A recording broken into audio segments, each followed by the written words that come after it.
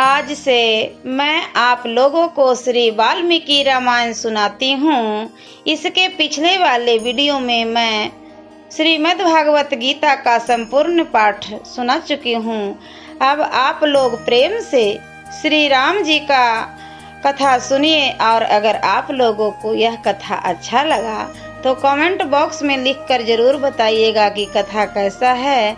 ये आप लोगों की सोचने की ज़रूरत नहीं है, क्योंकि मैं वाल्मीकि रामायण का पुस्तक पढ़कर ही सुनाऊंगी, जैसे मैं आप लोगों को गीता का पाठ पढ़कर सुनाई हूँ।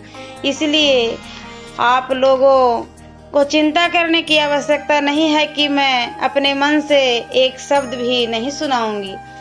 आप लोग से भैया दीदी, चाचा चाची, दादा दादी, मैं सभी से हाथ जोड़कर निवेदन करती हूँ कि आप लोगों को श्री राम जी का कथा अच्छा लगेगा तो एक लाइक और एक सब्सक्राइब जरूर कर दीजिएगा।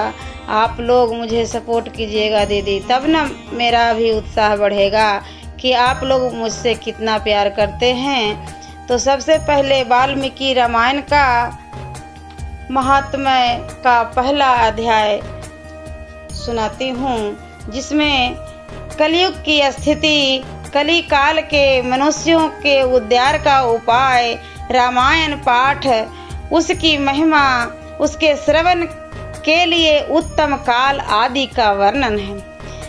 श्री राम जी समस्त संसार को शरण देने वाले हैं। श्री राम के बिना दूसरी कौन सी गति है। श्री राम कलयुग के समस्त दोषों को नष्ट कर देते हैं, अतः श्री रामचंद्र जी को नमस्कार करना चाहिए।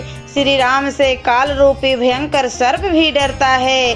जगत का सब कुछ भगवान श्री राम के बस में है।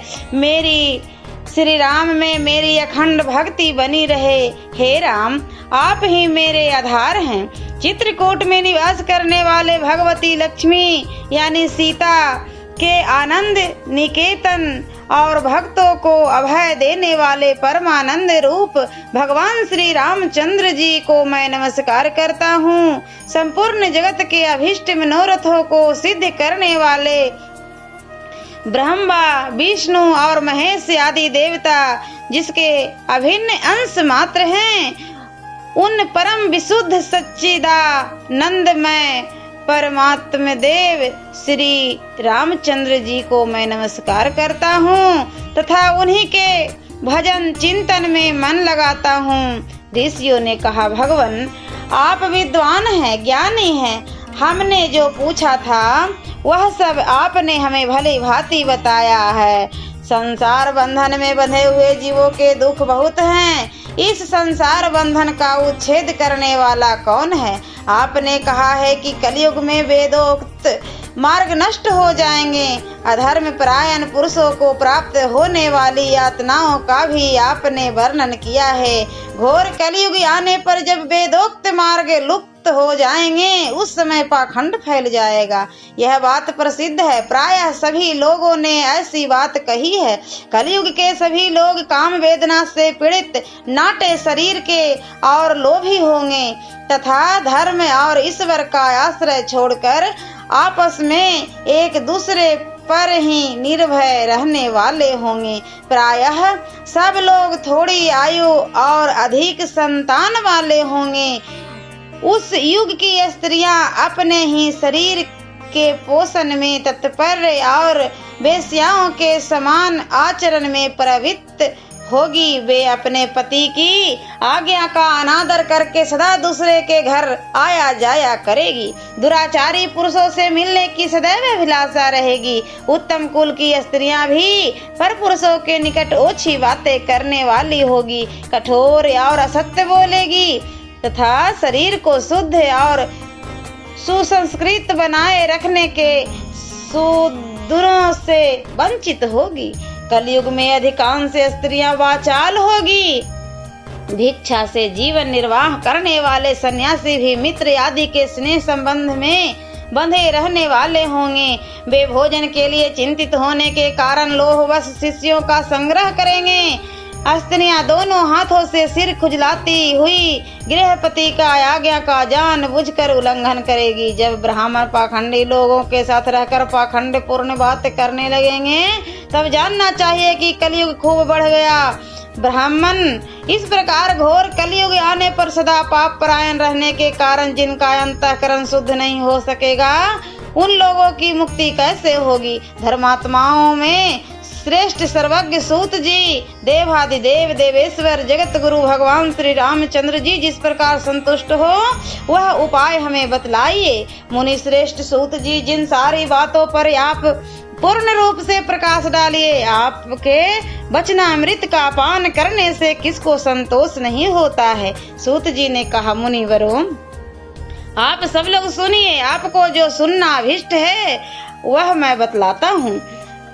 महात्मा नारद जी ने सनत कुमारों को जिस रामायण नामक का महाकाव्य का गान सुनाया है वह समस्त पापों का नाश और दुष्ट ग्रहों की बाधा का निवारण करने वाला है। वह संपूर्ण वेदार्थों की सम्मति के अनुकूल है। उससे समस्त दुःसपनों का नाश हो जाता है। वह धन्यवाद के योग तथा भोग और मोक्ष रूप फल प्रदान करने वाला है। उसमें भगवान श्री रामचंद्र जी की लीला कथा का वर्णन है। वह काव्य अपने पाठक और श्रोताओं के लिए समस्त कल्याणमयी सिद्धियों को देने वाला है। धर्म, अर्थ, काम और मोक्ष इन चारों पुरुषार्थों का साधक है, महान फल देने वाला है। यह पूर्व काव्य पुण्य में फल प्राप्त प्रदान करने का शक्ति रखता है। आप लोग एकाग्र चित्त होकर इसे श्रवण करें। महान पातकों अथवा संपूर्ण उपातकों से युक्त मनुष्य भी उस ऋषि प्रणीत दिव्य काव्य का श्रवण करने से शुद्धि प्राप्त कर लेता है। संपूर्ण जगत के हित साधन में लगे रहने वाले जो मनुष्य सदा रामायण के अनुसार बर्ताव करते हैं वे ही संपूर्ण शास्त्रों के मर्म को समझने और कृतार्थ वाले होते हैं। विप्रवरो, रामायण धर्म, अर्थ, काम और मोक्ष का साधन तथा परम अमृत रूप है। अतः सदा भक्ति भाव से उसका श्रवण करना चाहिए। जिस मनुष्य के पूर्व जन्मों परजित सारे पाप नष्ट हो जाते हैं उसी का रामायण के प्रति अधिक प्रेम होता है, यह निश्चित बात है। जो पाप के बंधन से जकड़ा हुआ है वह रामायण की कथा आरंभ होने पर उसकी अवहेलना करके दूसरी निम्न कोटि की बातों में फंस जाता है। उन आदर्थों में अपनी बुद्धि के आसक्त होने के कारण वह तदनुरूप ही बर्ताव करने लगता है। इसलिए द्विजेंद्र गण, आप लोग रामायण नामक परम पुण्यदायक उत्तम काव्य का श्रवण करे, जिसके सुनने से जन्म, जरा और मृत्यु के भय का नाश हो जाता है तथा श्रवण करने वाला मनुष्य पाप दोष से रहित हो अच्युत स्वरूप हो जाता है। रामायण काव्य अत्यंत उत्तम, वर्णीय और मनोवांछित वर देने वाला है। वह उसका पाठ और श्रवण करने वाले समस्त जगत को शीघ्र ही संसार सागर से पार कर देता है।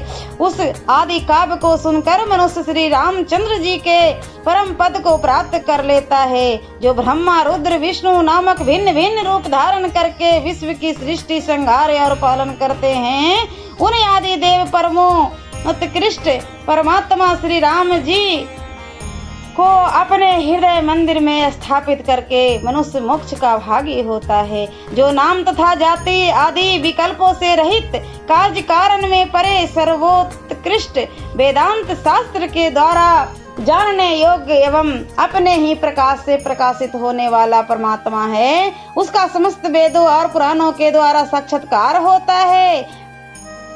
विप्रवरो, कार्तिक माघ और चैत्र मास के शुक्ल पक्ष में 9 दिनों में रामायण की अमृतमयी कथा का श्रवण करनी चाहिए।